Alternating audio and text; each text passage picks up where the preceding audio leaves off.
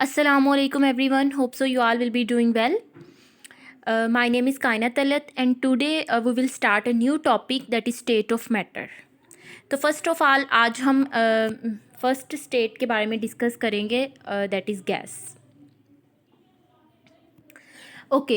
States of matter का ही थोड़ा सा बताया है पहले कि मैटर एग्जिस्ट इन 4 स्टेट्स में एग्जिस्ट करता है. Matter, solid, liquid, gas and plasma. इसमें से जो लिक्विड्स है 99% तो प्लाज्मा है, वी नो दैट. और जो लिक्विड है इसमें से वो लेस कॉमन है, सबसे लेस कॉमन स्टेट है because they exist with in a relatively narrow range of temperature and pressure. मतलब एक रेंज होती है, नैरो थोड़ी सी रेंज है टेम्परेचर और प्रेशर की जिसपे लिक्विड स्टेट एग्जिस्ट करती है. अगर पीरियोडिक टेबल में भी देखा जाए तो लिक्विड में कितने एलिमेंट्स हैं जो एग्जिस्ट करते हैं. मैक्सिमम लिक्विड है, एक ब्रोमीन है, मरकरी है कुछ जो हैं, और ग्रुप 1 के जो हैं एलिमेंट्स उनके ट्रेसेस जो हैं फाउंड हैं, जो कि हम कह सकते हैं कि वो लिक्विड स्टेट में पाए जाते हैं. लेकिन मैक्सिमम अगर हम देखें तो पीरियोडिक टेबल में एलिमेंट्स सॉलिड स्टेट में हैं, और गैसेस भी होती हैं लिक्विड की निस्बत ज़्यादा हैं, और प्लाज्मा हमने पढ़ा है कि 99 जो है 99+% है प्लाज्मा की. तो लिक्विड सबसे लेस कॉमन स्टेट है. क्यों है? क्योंकि ये एक नैरो रेंज है, मतलब कुछ रेंज ही है टेम्परेचर और प्रेशर की जिस पे वो स्टेट एग्जिस्ट कर सकती है. ये इन बिटवीन आती है ना सॉलिड और गैसेस के, तो उस नैरो रेंज पे एग्जिस्ट करती है. दैट्स वाई ये सबसे लेस कॉमन है. और there is only difference of in IMF intermolecular forces which keeps any substance in any state. अब ये सिर्फ इंटरमोलिकुलर फोर्सेस, और फैक्टर्स भी हैं लेकिन बेसिकली इंटरमोलिकुलर फोर्सेस हैं जो डिसाइड करती हैं कि कौन सी स्टेट में एलिमेंट एटम जो भी है वो एग्जिस्ट करेगा. लाइक अगर इंटरमोलिकुलर फोर्सेस बहुत स्ट्रॉन्ग हैं तो हमें पता है वो स्टेट सॉलिड हो जाएगी, बहुत वीक हैं वो गैस हो जाएगी, अगर इन बिटवीन है तो वो लिक्विड हो जाएगी. सो हमने गैस स्टेट के मुतालिक यहाँ पे डिस्कस करना है. तो सबसे पहले हम देखेंगे उससे पहले डिस्कस करने से पहले यूनिट्स ऑफ प्रेशर जो भी आ रहे हैं एक रिदम से हम उसको डिस्कस करते जाएंगे. सबसे पहले यूनिट ऑफ प्रेशर में है कि the pressure of air that can support 760 millimetre of Hg column at sea level is 1 atmosphere. इसको अंडरस्टैंड करने के लिए सबसे पहले हम देखते हैं कि ये है क्या. मतलब ये चीज़ सबसे पहले आप डायग्राम देखें. इसमें हमारे पास एक कंटेनर है, कंटेनर में हमारे पास ये एक कॉलम है और ये मरकरी से फिल किया गया है, और इस कॉलम को भी पूरा मरकरी से फिल कर दिया जाता है. ठीक है. उसके बाद क्या होता है कि जैसे ही हम उसको इन्वर्ट करते हैं कॉलम को मरकरी कंटेनर में ही, तो उसमें जो कॉलम में जो मरकरी होता है वो फ्लो करना स्टार्ट कर देता है डाउनवर्ड. उसकी फ्लो कैसे क्या होती है? डाउनवर्ड उसकी फ्लो स्टार्ट हो जाती है. एज अ रिजल्ट जो होता है क्या होता है कि ये वाला जो कंटेनर में मरकरी है ये अपवर्ड जो है उसकी मूवमेंट, उसका फ्लो स्टार्ट हो जाता है. तो फिर जो एयर प्रेशर है, एटमॉस्फेरिक प्रेशर है, वो जो है कंटेनर में जो मरकरी उस पर वो प्रेशर एग्जर्ट होता है उसको ताकि जो कॉलम में मरकरी है वो मज़ीद जो है वो डाउनवर्ड फ्लो ना करे. पहले जो है एट द इनिशियल स्टेज आप कह सकते हैं कि वो उसका फ्लो डाउनवर्ड बहुत शार्प होता है, बहुत वो तेज़ी से फ्लो कर रहा होता है. लेकिन अब फिर एज अ रिज़ल्ट यहाँ पे प्रेशर भी लग रहा होता है, एटमॉस्फेरिक प्रेशर जो उसको फ्लो करने से रोक रहा होता है. ऐसे ही मतलब यूँ एक स्टेज इक्विलिब्रियम एस्टैब्लिश हो जाता है कि वो फर्दर फिर जो है डाउनवर्ड फ्लो नहीं करता, कि ये वाला प्रेशर उसको बैलेंस कर देता है, उसको मज़ीद फ्लो नहीं करने देता. फिर जब हम जो है मेजर करते हैं उस कॉलम की लेंथ, जितनी उसमें मरकरी फिल है उतनी, यानी यहाँ से यहाँ तक उसकी लेंथ मेजर करते हैं, वो 760 मिलीमीटर है. 760 मिलीमीटर Hg यानी 760 मिलीमीटर है मरकरी कॉलम. तो दैट्स वाई कहा जाता है कि प्रेशर ऑफ एयर का वो वाला प्रेशर दैट कैन सपोर्ट, जो सपोर्ट कर सकता है कि 760 मिलीमीटर तक वो रहे, इससे ज़्यादा जो है वो सपोर्ट नहीं कर सकता. मतलब ये भी तो हो सकता था कि इतना प्रेशर लगता कि वो थोड़ा सा भी डाउनवर्ड ना मूव करता, ये कॉलम इन्वर्ट करने के बाद भी फिल ही रहता. बट जितना वो सपोर्ट कर सकता था उतना हमने हमने बताया है कि the pressure of air that can support 760 millimetre of Hg, 760 millimetre को ही उसने सपोर्ट किया है, इस वो प्रेशर जो इतने कॉलम को सपोर्ट कर सकता है किया है जिसने, वो 1 एटमॉस्फेरिक प्रेशर है। यूं हम इसको डिफाइन कर सकते हैं कि फोर्स एग्जर्टेड बाय 760 मिलीमीटर या 76 centimetre column of mercury on an area of 1 centimetre square at 0 degree Celsius. और टेम्परेचर जो है वो भी इफेक्ट करता है, जाहिर बात है, प्रेशर पे। तो टेम्परेचर को अगर वो कह रहे हैं कि 0 डिग्री रखा है, तो जो फोर्स है जो 760 मिलीमीटर या 76 सेंटीमीटर जो कॉलम है मरकरी का, वो जो फोर्स एग्जर्ट कर रहा है उसके रिजल्ट में जो प्रेशर अप्लाई करते हैं, जो फोर्स है वो हमारे पास क्या है, प्रेशर। इसका ऐसा यूनिट जो होता है, ये क्वेश्चन आ जाता है, ऐसा यूनिट जो होता है न्यूटन पर मीटर स्क्वायर है, जो कि पास्कल के भी इक्वल है, बट ये ऐसा ही पूछा गया हो तो न्यूटन पर मीटर स्क्वायर ही आएगा। अब ये बहुत ज़्यादा इसके यूनिट्स जो भी हैं, मतलब जितने भी हैं, उनको कंबाइन करके एक लाइन में लिख दिया गया है कि 760 टॉर है हमारे पास, वही 760 मिलीमीटर ऑफ Hg के इक्वल होता है, और वो 1 एटमॉस्फेयर के इक्वल होता है। ये हमने पढ़ लिया है कि कैसे है कि ये 1 एटमॉस्फेयर प्रेशर ही सपोर्ट करता है कि 760 millimetre of Hg mercury column के अंदर रह जाए, इससे ज़्यादा डाउनवर्ड मूव ना करे। और ये 101325 पास्कल के इक्वल होता है, और ये 101325 न्यूटन पर मीटर स्क्वायर के भी इक्वल होता है। और अगर किलो लगा दिया है तो 101.325 किलो पास्कल आ जाएगा, एंड 14.7 पाउंड्स पर स्क्वायर इंच, PSI के इक्वल होता है। एंड ये 1.01325 बार और 1013.25 मिली बार इसके भी इक्वल होता है। तो ये आपने वैल्यूज़ जो हैं वो याद कर लेनी है। नेक्स्ट है कि जो आपने ये कॉमनली जो है यूज्ड हैं, ये पाउंड्स पर स्क्वायर इंच और जो मिली बार है उसके बारे में बताया हुआ है कि जो पाउंड्स पर स्क्वायर इंच है ये इंजीनियरिंग वर्क में मोस्टली यूज़ होता है, ओके। और जो मिली बार है ये मेट्रोलॉजिस्ट यूज़ करते हैं।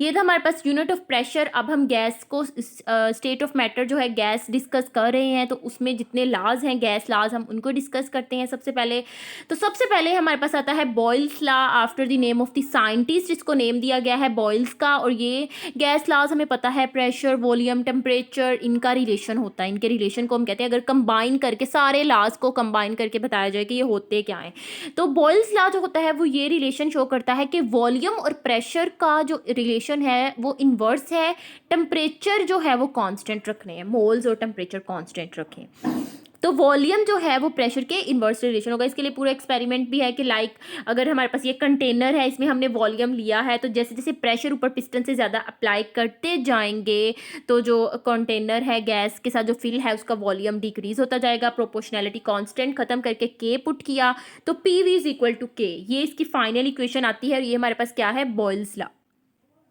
अब इसके लिए कुछ ग्राफ्स हैं, अगर हम इसको देखें कि पहले ग्राफ को देखें तो प्रेशर और वॉल्यूम जो है उसके दरमियान ग्राफ प्लॉट किया गया है। तो ये लाइन जो है कर्व, ये हमें ये शो कर रही है कि प्लॉट की ये इन दोनों के दरमियान इन्वर्स रिलेशन है, यानी जैसे हम प्रेशर इंक्रीज़ करते जा रहे हैं, प्रेशर इंक्रीज़ करते जा रहे हैं, तो वॉल्यूम डिक्रीज़ होता जा रहा है। लाइक यहाँ पे देखें, वॉल्यूम मैक्सिमम है और प्रेशर मिनिमम है, ठीक है। फिर जैसे जैसे ये वॉल्यूम जो है प्रेशर फर्दर इंक्रीज़ हुआ, तो वॉल्यूम जो है वो डिक्रीज़ हो गया। यहाँ पे वॉल्यूम, यहाँ पे अब प्रेशर मैक्सिमम है और वॉल्यूम मिनिमम है, और यहाँ पे वॉल्यूम मैक्सिमम है और प्रेशर मिनिमम है, यानी एक क्वांटिटी को इंक्रीज़ करेंगे तो दूसरी डिक्रीज़ हो जाएगी, दोनों के दरमियान इन्वर्स रिलेशन है। उसके बाद है हमारे पास यहाँ पे भी वही ग्राफ है, यहाँ पे आइसोथर्म है, iso mean same therm temperature के एक जैसा टेम्परेचर रखा है। यहाँ पे दो जो है वो प्लॉट्स लिए गए हैं डिफरेंट टेम्परेचर पे, पहले 0 रख के उसको कांस्टेंट ले लिया है, फिर 25 रख के उसको कांस्टेंट ले लिया है। तो हमने देखा, ये ऑब्जर्व किया कि अगर बॉयल्स लॉ में थोड़ा सा टेम्परेचर इंक्रीज करके उस पर जो है वो उसको फिर कांस्टेंट रख के उस पर प्लॉट लिया जाए, तो हमारा जो इंक्रीज टेम्परेचर वाला प्लॉट है वो जो है ओरिजिन से थोड़ा परे आएगा, यानी उस पर हम अगर देखेंगे तो वॉल्यूम हर पॉइंट पे दूसरे वाली प्लॉट से ज़्यादा होगा। तो हमें पता है कि टेम्परेचर ज़्यादा हो तो वॉल्यूम इंक्रीज़ करता है, तो दैट्स वाई वो वाली प्लॉट हमारे पास ओरिजिन से थोड़ा डिस्टेंस पे आएगी। इसी तरीके से अब एक और ग्राफ है कि अगर हम प्रेशर और इन्वर्स ओवर वॉल्यूम इनमें ग्राफ प्लॉट कर दें तो स्ट्रेट लाइन आएगी, क्योंकि प्रेशर और वॉल्यूम का डायरेक्ट इन्वर्स रिलेशन है, तो pressure and inverse over volume का डायरेक्ट रिलेशन होगा। यहाँ पे भी अगर हम डिफरेंट टेम्परेचर्स पे लेके और एक टेम्परेचर लेके उसको कांस्टेंट रख के प्लॉट जो है वो करें, तो हमारे पास जो इंक्रीज टेम्परेचर वाला प्लॉट है वो फिर से एक्स एक्सिस से जो है वो परे आएगा, क्योंकि जब हम टेम्परेचर इंक्रीज करते हैं तो वॉल्यूम इंक्रीज होता है but inverse of volume decrease होगा। तो ये हमारा प्लॉट जो है वो फिर से जो है ओरिजिन से परे एक्स एक्सिस से जो है वो डिस्टेंस पे आएगा। और अगर हम ये ग्राफ देख लें जिसमें हम पीवी जो है फैक्टर वो वाई एक्सिस पे ले रहे हैं और प्रेशर जो है इधर ले रहे हैं, तो प्रेशर बढ़ाने से इस पर कोई असर नहीं पड़ेगा, क्योंकि हमें पता है पीवी इज इक्वल टू के, ये कांस्टेंट क्वांटिटी। अगर प्रेशर इंक्रीज हो रहा है तो वॉल्यूम को डिक्रीज ही होना पड़ेगा, डिक्रीज हो जाएगा तो जितना प्रेशर इंक्रीज होगा उतना वॉल्यूम डिक्रीज हो जाएगा, ताकि हमारे पास जो कांस्टेंट है वो कांस्टेंट ही रहे, उसकी वैल्यू कांस्टेंट ही रहे। तो ये था हमारे पास बॉयल्स लॉ। नेक्स्ट है हमारे पास चार्ल्स लॉ। इसमें चार्ल्स लॉ जो है ये हमें केल्विन स्केल एब्सोलूट ज़ीरो इसके बारे में भी जो है बताता है, तो दैट्स वाई यहाँ पे डेरिवेशन ऑफ एब्सोलूट ज़ीरो भी लिखा गया है। तो इसका जो रिलेशन शो करता है वॉल्यूम और टेम्परेचर के दरमियान, के वॉल्यूम और टेम्परेचर में डायरेक्ट रिलेशन है, जबकि प्रेशर को हमने कांस्टेंट रखा हुआ है लेट्स सपोज। तो वही हमारे पास इक्वेशन आई, वी डायरेक्टली प्रोपोर्शनल है टेम्परेचर के, डायरेक्टली प्रोपोर्शनल का साइन खत्म किया तो के प्रोपोर्शनल कांस्टेंट आ गया। अब के की वैल्यू आई V over T is equal to K. अब हम दो लेट्स सपोज टेम्परेचर ले लेते हैं V1 T1 V2 T2। तो यहाँ पर हमारे पास जो है जब हम उनको डिवाइड करते हैं, जब दोनों के इक्वल है तो हमारे पास ये इक्वेशन आ जाती है V1 ओवर डिवाइड कह रही हूँ इक्वल रखते हैं कि V1 ओवर T1 जो है वो भी के बराबर है, V2 ओवर T2 भी के बराबर है, तो ऑब्वियसली वो आपस में भी इक्वल होंगे। तो ये जो पॉइंट लिखा है ब्रैकेट में ये मोस्ट इंपॉर्टेंट है, ये आपने याद रखना है कि केल्विन स्केल चार्ल्स लॉ है वो सिर्फ केल्विन स्केल पे ही इम्प्लीमेंट होगा, मींस स्केल केल्विन में होगा तो लॉ जो चार्ल्स लॉ है वो उस मतलब होगा, अदरवाइज नहीं। यूँ आप कह सकते हैं कि चार्ल्स लॉ है V1 over T1 is equal to V2 over T2 होने चाहिए, ठीक है।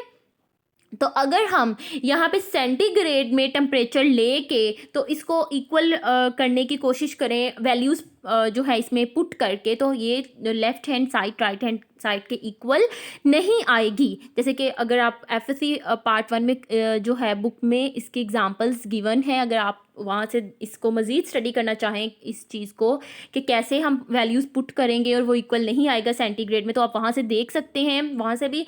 तो अगर हम सेंटीग्रेड में वैल्यूज़ लेके इसको पुट करके सॉल्व करेंगे तो ये चार्ल्स लॉ ओबे ही नहीं होगा, ये इक्वल नहीं आएगा। तो चार्ल्स लॉ के लिए केल्विन स्केल में टेम्परेचर होना बहुत ज़रूरी है। और आगे हमने पढ़ लिया कि चार्ल्स लॉ हमें बताता है कि वॉल्यूम बढ़ाएं तो टेम्परेचर बढ़ता है। तो क्वांटिटेटिव रिलेशनशिप क्या है, यानी कितना टेम्परेचर बढ़ता है, कितना जो है वो हमारे पास वॉल्यूम बढ़ता है अगर हम टेम्परेचर को बढ़ाएं। तो यहाँ पे quantitative relation between temperature and volume आना था, सॉरी यहाँ पे प्रेशर लिखा गया है, ओके। तो यहाँ पे है for every 1 degree Celsius rise और fall in temperature pressure constant रखा हुआ है, volume of a given mass of gas increase और decrease by 1/273 of its original volume at 0 degree Celsius. इसको ध्यान से देख लें कि अगर हम 1 डिग्री सेल्सियस टेम्परेचर ज़्यादा करते हैं या 1 डिग्री सेल्सियस कम करते हैं, लेट्स सपोज हम ज़्यादा की बात कर लेते हैं क्योंकि फिर कम वाला भी उसके वाइस वर्सा ही होगा। तो लेट्स सपोज हम पहले ज़्यादा की बात करते हैं कि हमने 1 डिग्री सेल्सियस टेम्परेचर बढ़ा देते हैं, 25 था हम 26 कर देते हैं। तो 1 डिग्री बढ़ाने से वॉल्यूम कितना बढ़ना है, 1/273 ऑफ इट्स ओरिजिनल वॉल्यूम। पहले देखना है कि जो 0 डिग्री सेल्सियस है उस पर जो भी हम ले रहे हैं गैस उसका वॉल्यूम कितना है, पहले 0 डिग्री सेल्सियस पर उसका वॉल्यूम कितना है, जितना भी है volume, let's suppose 20 decimetre cubic है अगर हमारे पास वॉल्यूम, तो उसमें हमने उस 20 डेसीमीटर क्यूबिक के 273 पार्ट्स कर लिए हैं, उसको 273 पार्ट्स में डिवाइड किया है, ठीक है। दोबारा देख लेंगे, हमारे पास बीकर है, बीकर में हमारे पास गैस फिल है, इस गैस को हमने 273 पार्ट्स में डिवाइड किया है, सपोज छोटे छोटे पार्ट्स में डिवाइड किया गया है। तो हमारे पास क्या होगा कि उस पार्ट्स में से उस 273 पार्ट्स में डिवाइड करने के बाद उसका जो एक पार्ट होगा 1/273 है ना, तो जो उसका एक पार्ट होगा उतना वॉल्यूम इंक्रीज होगा अगर हम 1 डिग्री टेम्परेचर को इंक्रीज करेंगे। ओके, तो इसको हम यूँ भी फाइंड करते हैं कि जितना वॉल्यूम गैस का होता है ना 0 डिग्री सेल्सियस पे, उसको हम 1/273 से मल्टीप्लाई कर देते हैं। उस वॉल्यूम को 1/273 से मल्टीप्लाई कर देते हैं। फिर जो हमारे पास आंसर आता है, लेट्स सपोज 2 आता है, 3 आता है, 4 आता है, जितना भी आंसर आता है वो जो टेम्परेचर वो जो वॉल्यूम है वो वॉल्यूम इंक्रीज या डिक्रीज होगा हर 1 डिग्री सेल्सियस टेम्परेचर इंक्रीज करने से। ठीक है, कि हम इस फैक्टर को मल्टीप्लाई कर देंगे उस वॉल्यूम से जो हमारे पास 0 डिग्री पे है, जो हमारे पास 0 डिग्री पे वॉल्यूम है, ओरिजिनल वॉल्यूम है गैस का, उससे हम इस फैक्टर को मल्टीप्लाई कर देंगे। मल्टीप्लाई करने के बाद जो आंसर आएगा उतना वॉल्यूम इंक्रीज या डिक्रीज होगा अगर हम 1 डिग्री सेल्सियस इंक्रीज या डिक्रीज करेंगे। लेट्स सपोज अब एक एग्जांपल देख लेते हैं कि कोई भी गैस है, कोई भी रैंडम हमने गैस ली है, 0 डिग्री पे उसका वॉल्यूम 546 है, 546 है। अब इसको फाइंड आउट करने के लिए फिर से इसके लिए ये इक्वेशन भी होती है। इस इक्वेशन में हम कैसे पुट करेंगे कि ये इक्वेशन यहाँ पे दी है, V T is equal to V naught 1 plus T naught in T in centigrade, ठीक है, और ओवर 273। तो अगर इस वी नॉट को हम अंदर मल्टीप्लाई कर दें तो इक्वेशन ऐसे बन जाएगी ना, V T is equal to V naught plus V naught into T over 273। ये वी नॉट इसके साथ भी मल्टीप्लाई हो गया, वी नॉट इस फैक्टर के साथ भी मल्टीप्लाई हो गया। अब जो मैंने इक्वेशन बोली है उस इक्वेशन में आप वैल्यूज पुट करेंगे, पुट करके जब निकालेंगे तो आपके पास आंसर आ जाएगा कितना वॉल्यूम इंक्रीज डिक्रीज हुआ है। ठीक है, कैसे कि लाइक अगर हमने 0 डिग्री पे एक गैस थी, उसका वॉल्यूम था 546, तो आपने अगर इसी वाले जो मैंने आपको पहले इससे बताया है 1/273 वाले फैक्टर के उसको मल्टीप्लाई करना है, तो आप 546 को क्या करोगे 1/273 से मल्टीप्लाई करोगे। फार्मूले में भी ऐसे ही कर सकते हैं, लेकिन यहाँ पे मैं आपको ये सिंपल बता रही हूँ। तो 1/273 से 546 को क्या करेंगे मल्टीप्लाई कर लेंगे। जो आंसर आएगा, अब कितना आंसर आता है, 2 आंसर आ जाता है। ठीक, 2 जो है, अब हमें पता है कि एवरी 1 डिग्री सेंटीग्रेड राइज करने पे 2 जो है टेम्परेचर 2 जो है वॉल्यूम वो इंक्रीज होता जाएगा। अब 273 है टेम्परेचर पे, तो अब हमसे 1 डिग्री का नहीं पूछ रहे, अब पूछ रहे हैं कि 0 पे इतना था तो 273 पे उसका वॉल्यूम डबल हो गया है। तो 273 पे क्या होगा, 273 हर 1 सेंटीग्रेड पे डबल हो रहा है, तो 273 पे भी डबल, 273 का डबल क्या है 546। तो हम इसमें 546 और प्लस कर दें तो इसका वॉल्यूम डबल हो जाएगा 273 पे।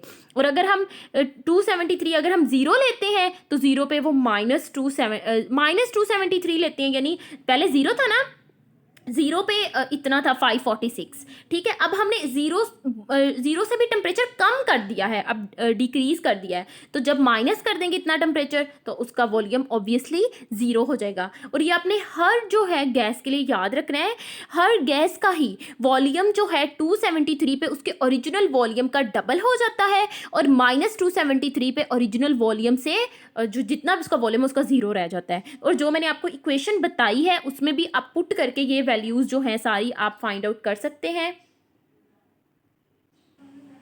इक्वेशन में आप कैसे कर सकते हैं वो भी चलें आपको बता देती हूँ एक, कि यहाँ पे मैंने आपको बताया था कि इक्वेशन बन जाएगी V T is equal to V naught अंदर मल्टीप्लाई कर दिया, okay, V naught plus V naught into T over 273। अगर टेम्परेचर 273 पुट करो, कंडीशन दी हुई है ना 273, तो 273 से कट जाएगा और हमारे पास क्या आ जाएगा V naught plus V naught, यानी 2 वी नॉट। तो यहाँ से ये आंसर आ गया सिंपली। अगर आपको वो चीज़ नहीं समझ आई तो ये समझ लें, 2 वी नॉट आ गया तो 2 मल्टीप्लाई हमारे पास जितना उसका ओरिजिनल वॉल्यूम है 546 हो गया ना डबल, तो हर गैस का 273 पे उसके वॉल्यूम का डबल होगा।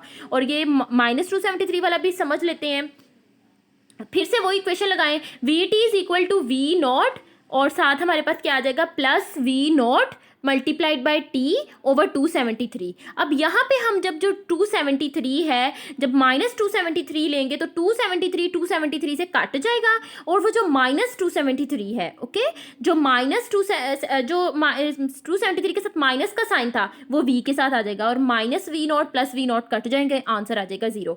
जैसे जैसे मैं ये बोल रही हूँ आप इसको पेपर पे सॉल्व करें, समझ आ जाएगी, बहुत ईजी है, ज़्यादा कंफ्यूज होने वाली बात नहीं है। तो ये होता है कि ऐसे हमारे पास जो है क्वांटिटेटिव, अगर हम बताएं कि कोई पूछे कि चार्ल्स लॉ जो है, पूछा जाए कि चार्ल्स लॉ में इसका रिलेशन है कि बढ़ता है, कितना बढ़ता है क्वांटिटेटिव रिलेशन, तो वो हम यूँ इसको एक्सप्लेन करेंगे।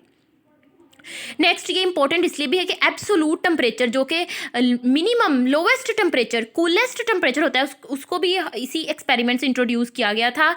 अच्छा, तो सबसे पहले हम देखते हैं कि के स्केल यानी जो केल्विन स्केल है वो 0 से स्टार्ट होता है। अगर हम ये सारे स्केल्स देखें तो हमें पता है कि केल्विन स्केल जो है वो 0 से स्टार्ट होता है, फ़ारेनहाइट जो है वो 32 से हो जाएगा, और जो सेंटीग्रेड है वो माइनस से भी उसमें माइनस वैल्यूज़ भी आती हैं, बेसिकली 0 से ही स्टार्ट होता है वो भी। ओके, तो अगर हम उसमें माइनस की वैल्यू लें सेंटीग्रेड में -273, तो वो 0 केल्विन या 0 एब्सोलूट के ही इक्वल होता है। इस सारी चीज़ को आप समझिए। जैसे हमने बोल्स लॉ में ग्राफ पढ़ा था, अब हम चार्ल्स लॉ में पढ़ते हैं। सपोज हमने वॉल्यूम और टेम्परेचर के दरमियान ग्राफ ड्रॉ किया है, तो हमारा गैस का जो हम एक्सपेरिमेंट करते हैं चार्ल्स लॉ का, तो हमने स्टार्ट पे गैस का कुछ ना कुछ वॉल्यूम लिया होता है ना, जिसको हम कह रहे हैं कि 273 पार्ट में डिवाइड कर दें, तो उसका जो एक पार्ट होगा उतना वॉल्यूम इंक्रीज हुआ है, उतना डिक्रीज हुआ है, ठीक है, वो टेम्परेचर बढ़ाने से या कम करने से।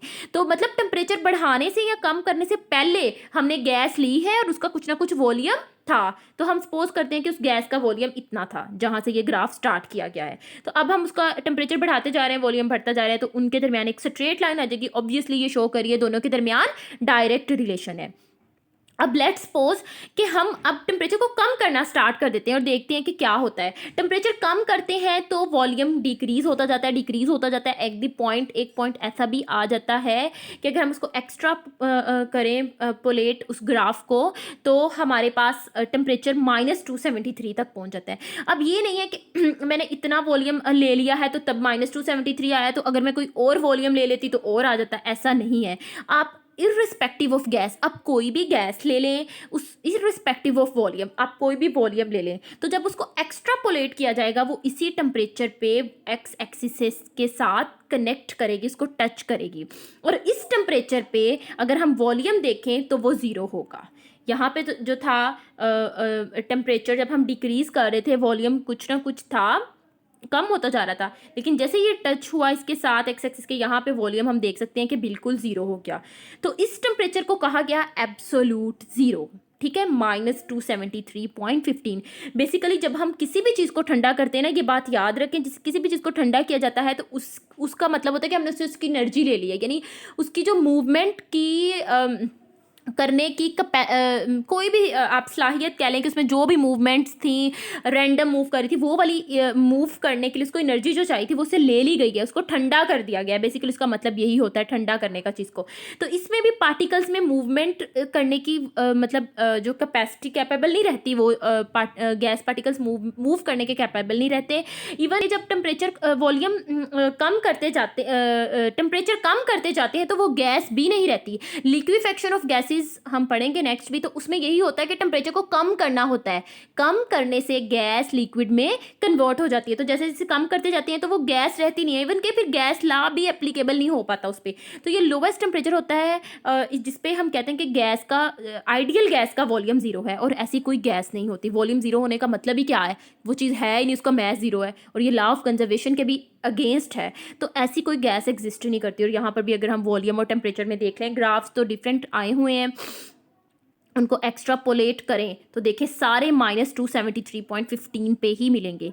ये मैंने जो है बताया है ये भी कि प्रेशर कांस्टेंट ही है। जैसे हमने बॉयल्स लॉ में पढ़ा था ना कि डिफरेंट प्रेशर लेके उसको कांस्टेंट लेके किया गया था, तो प्रेशर कांस्टेंट ही है। तो यहाँ पे लेकिन उनके दरमियान जो प्लॉट्स हैं, जब उसको एक्स्ट्रापोलेट किया जा रहा है तो वो -273.15 पे ही मिल रहे हैं। इसका मतलब यही है कि irrespective of any gas nature या वॉल्यूम, वो जो हर गैस जो है वो -273.15 पे ही जाकर मिलेगी।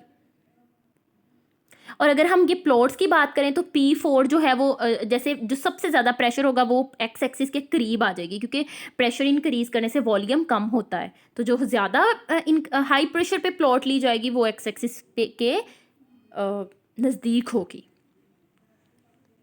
नेक्स्ट हमारे पास है स्केल्स ऑफ थर्मोमीट्री। हमें पता है 3 स्केल्स हैं, सेंटीग्रेड, फ़ारेनहाइट एंड एब्सोल्यूट या केल्विन स्केल।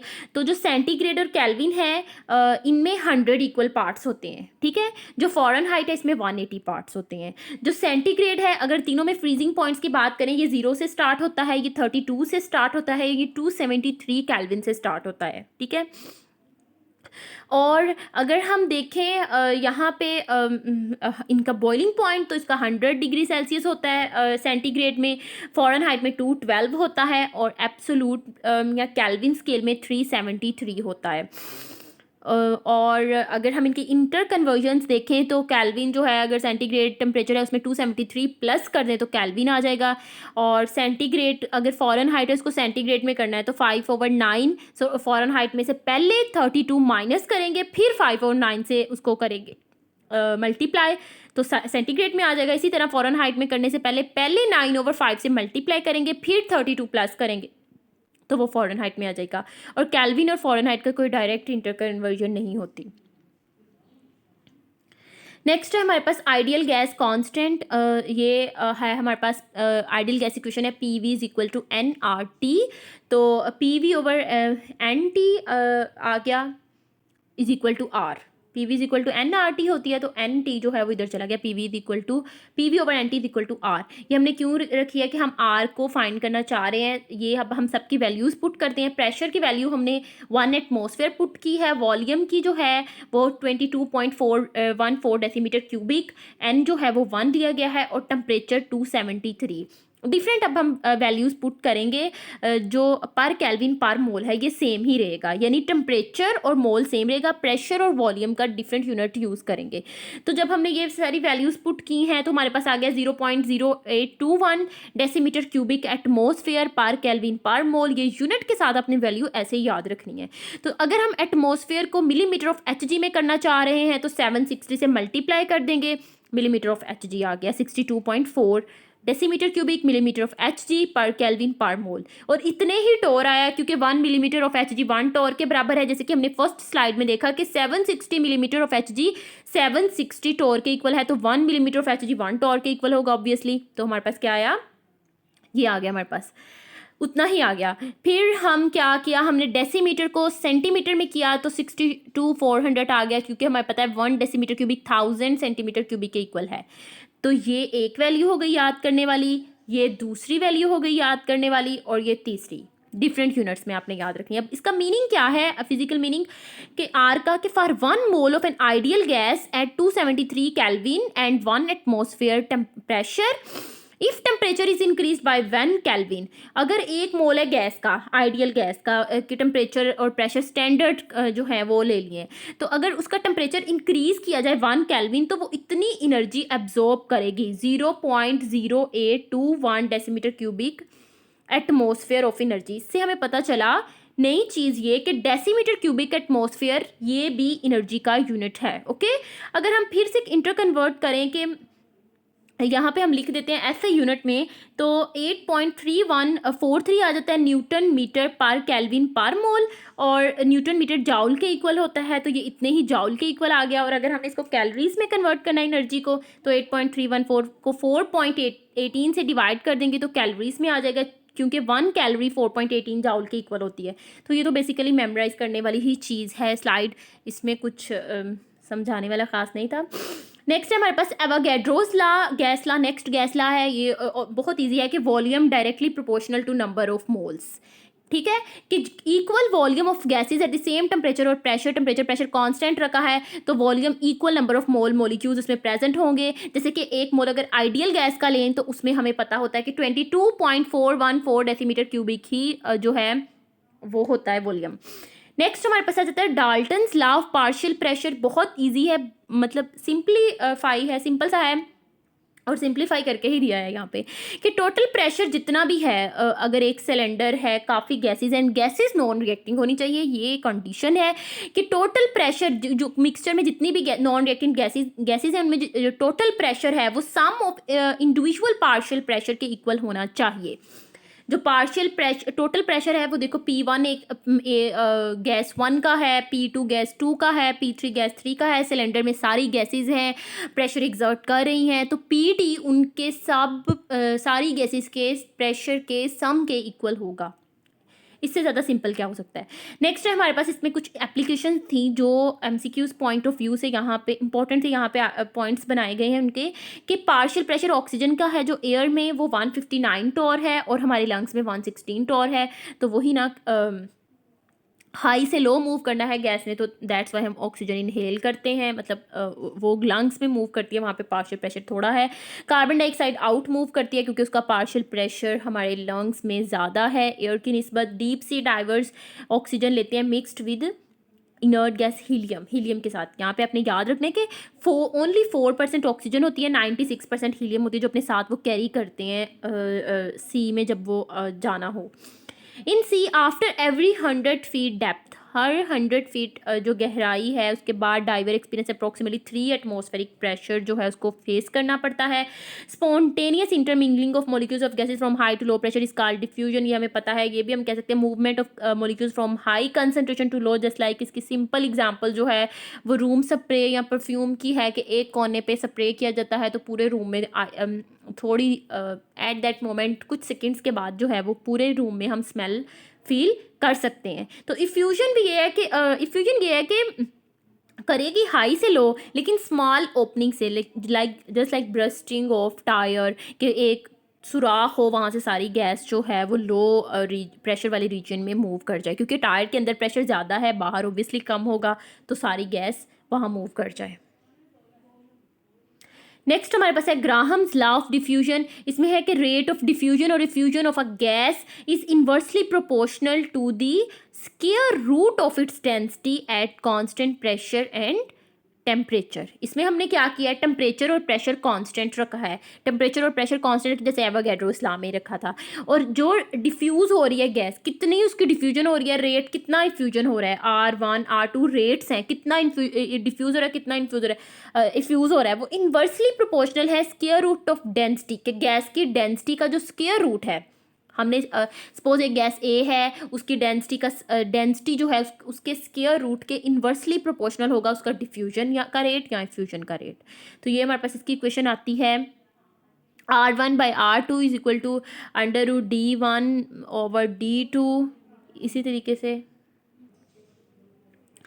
सॉरी यहाँ पर भी मिस्टेक हुई है एक, यहाँ पे R1 इन्वर्सली प्रोपोर्शनल है ना, तो R1 के इक्वल आएगा D2 और यहाँ पे R2 के इक्वल आएगा √D1 और यहाँ पर भी R1 के इक्वल आएगा √M1 और R2 के इक्वल आएगा, नहीं ये ठीक है R1 M2/M1 ही है अंडर रूट्स।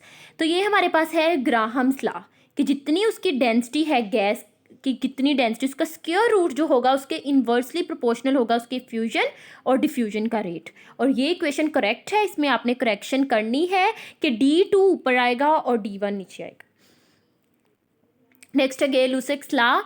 इसमें इसको प्रेशर टेम्परेचर लॉ भी बोलते हैं कि इसमें हमने क्या करना है, study at constant volume constant रखना है और प्रेशर और टेम्परेचर के दरमियान रिलेशन स्टडी करना है कि कांस्टेंट वॉल्यूम हो तो प्रेशर जो होता है वो टेम्परेचर के डायरेक्टली प्रोपोर्शनल है। ठीक है, एक क्वांटिटी इंक्रीज करोगे तो दूसरी भी इंक्रीज करेगी। तो इसमें लंबी चौड़ी डेरिवेशन में जाने की ज़रूरत नहीं है, इसमें आपको इतना ही पता होना चाहिए। नेक्स्ट है लॉ ऑफ कोरस्पॉन्डिंग स्टेट्स। ये भी है कि when to substances have the same reduced temperature and pressure. Corresponding states है ना, ये टू कोरस्पॉन्डिंग स्टेट्स के जब दो substances same reduced like to substances हैं, एक हमारे पास ए है दूसरा हमारे पास बी है, ए का भी थोड़ा सा टेम्परेचर रिड्यूस किया है और प्रेशर भी रिड्यूस किया है और बी सब्सटेंस का भी टेम्परेचर रिड्यूस किया है, प्रेशर भी रिड्यूस किया है, तो क्या होंगे कि उनका जो वॉल्यूम होगा वो भी same, they will have same reduced volume, उनका वॉल्यूम जो रिड्यूस्ड वॉल्यूम है वो भी सेम होगा। इसको लॉ ऑफ कोरस्पॉन्डिंग स्टेट्स कहते हैं। इसको भी आप इसकी भी लंबी चौड़ी डेरिवेशन है, उसमें जाने की ज़रूरत नहीं है। तो this is all about your topic. Thank you so much, hope so आपको अच्छे से समझ आ गई हो। बहुत चीज़ों को जो है समराइज़ करके यू कैन प्रेसी बना के उसको लिखा जाता है, ताकि इम्पोर्टेंट पॉइंट्स आ भी जाएं और जो एक्स्ट्रा चीज़ें हैं वो स्किप भी हो जाएं। तो अगर आपको कुछ आपकी कुछ क्वेरीज़ हों, कुछ आपको प्रॉब्लम हो, कुछ भी, तो आप कमेंट सेक्शन में पूछ सकते हैं। Thank you so much.